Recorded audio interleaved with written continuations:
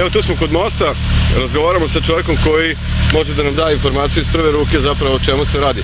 Ovo je enigma za Srbobrance već nedeljama unazad. Tu se nalazi Nova Sava, je li tako? Da, i kormoran. Možete nam kažete zapravo o čemu se radi? Naravno, znači radi se o održavanju hidrosistema. Mi smo iz Voda Vojvodine, imamo neki godišnji plan realizacije u koji da kažem uključeno i održavanje hidrosistema i uklanjanje nanosa i trske iz plovnog puta i iz protivtenog profila. Tako da ovo je sad, da kažem, jedan nova vrsta posla, u stvari to se izrada kasete u samom koritu kanala. Ovo je, da kažem, neki pilot projekat i prvo, da kažemo, premijera ove vrste izmirenja.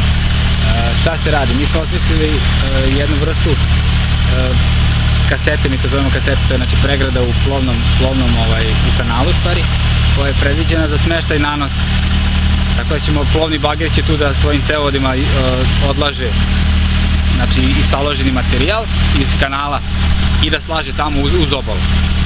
Cilj svega ovoga je znači da se poveća protočnost i da se osposobi znači plovni put ovuda, znači da ne bude problema, pošto imali problema i sa nekim šljunkarama i ne znam, nije dovoljna dubina koja, kada kažem, mi garantujemo kao Vode Vojvodine, neko se održava ove kanale, tako da ta dubina nije bila dovoljna, da smo morali pristupimo čišćenju ovog dela kanala. Sad, ovo je, da kažem, neka prva faza, čisti se otprilike neki kilometar kanala u prvoj fazi, imamo u planu da očistimo 20 km, znači od ovo je 30 km i čistimo sve do 10 km.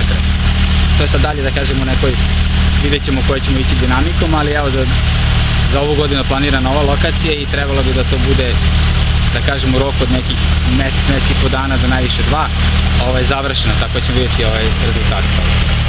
Da prevedemo to na srpski, ako sam vas dobro razumio, vi vadite mulj iz kanala. Jeste, vadimo iz dela kanala mulj, iz plovnog puta i to odlažemo u obalu, znači u deo koji, da kažem, nije neophodan za plovni put, jel da?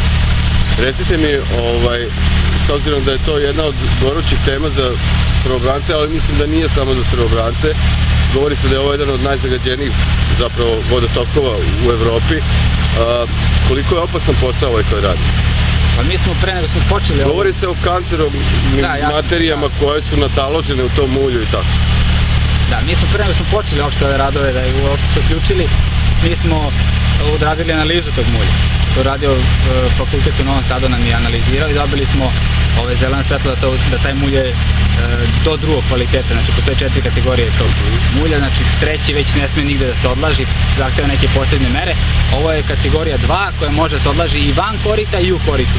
Tako da je uopšte nije, da kažem, nije zagađen niti štetan za ljude, niti nešto zagađen, tako da bez nikakve bojazni. Ekolozi će sigurno postaviti pitanje, ako vas ja ne pitam zbog čega vas nisam pitao, gde odlažete mulj?